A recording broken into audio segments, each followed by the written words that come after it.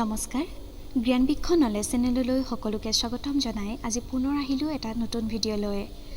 আজি আমি জানিম বিভিন্ন ধৰণৰ পৰীক্ষাত আহি থকা কেইটামান ইডিয়মছ এণ্ড ফ্ৰেজ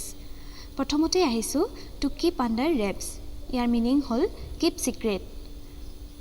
গোপনে ৰখা এই অসমীয়াত ইয়াৰ অৰ্থটো হ'ল যিকোনো কথা বা কাম এটা আমি গোপনে কেনেকৈ ৰাখো তেনে ক্ষেত্ৰত ব্যৱহাৰ কৰা হয় টু কিপ আণ্ডাৰ ৰেপছ Second আহিলো to rise like a phoenix to emerge from a catastrophe stronger নিজকে আমি শক্তিশালী ৰূপে কেনেকৈ চিনাকি দিব পাৰো তেনে ক্ষেত্ৰত ব্যৱহাৰ কৰা হয় to rise like a phoenix a sore point with a matter which irritates আমি কিবা এটা কাম যেতিয়া আমি কৰি থাকো তেতিয়া আমি বিভিন্ন ধৰণৰ বস্তুৰ পৰা আমি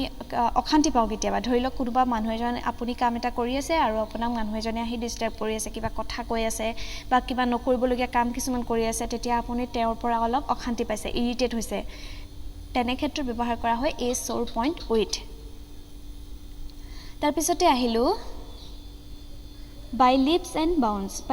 and bounds means very rapidly খুব খৰতকীয়াকৈ যেতিয়া কিবা এটা ধৰি লওক আপোনাৰ বিজনেছ এটা আপুনি ষ্টাৰ্ট কৰিছে আৰু আপোনাৰ বিজনেছটো বহুত বেছিকৈ মানে কম সময়তে অধিক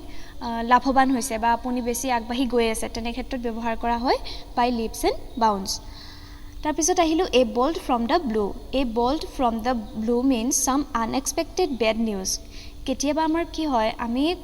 নভবাকে এনেকুৱা এটা ঘটনা ঘটি যায় যিটোৱে আমাৰ মনটো বেয়া কৰি দিয়ে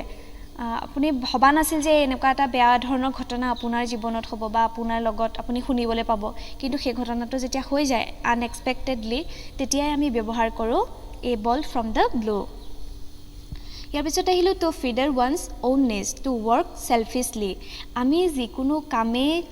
যিকোনো কামেই কৰোঁ লাগিলে যি কামেই নকৰোঁ আমি সেই কৰা কামটো আমি কোনো স্বাৰ্থ নোহোৱাকৈ আমি কৰিব লাগে তেনে ক্ষেত্ৰত আমি ইউজ কৰিব পাৰো to feather one's own nest ইয়াৰ পিছতে আহিলো to be ill at ease means to feel ashamed মানে ধৰি লওক আপুনি পৰীক্ষাত কিবা ধৰক কপি কৰি আছিল কাবাৰ পৰা কপি কৰি আছিল আপোনাক আহি টিচাৰজনে ধৰা পেলালে আপুনি টিচাৰজনৰ আগত লাজ পালে তেনে ক্ষেত্ৰত আমি ব্যৱহাৰ কৰো to be ill at ease ভিডিওটি শেষৰলৈকে চোৱাৰ বাবে সকলোকে ধন্যবাদ জনালো যদি ভিডিওটো ভাল পাইছে লাইক কৰিব কমেন্ট কৰিব আৰু সাবস্ক্ৰাইব কৰি দিব আৰু বন্ধুবৰ্গৰ মাজতো শেয়াৰ কৰি দিব আৰু আহি থকা নতুন ভিডিওসমূহ পাবৰ বাবে আপোনালোকে বেল আইকনটো প্ৰেছ কৰি দিব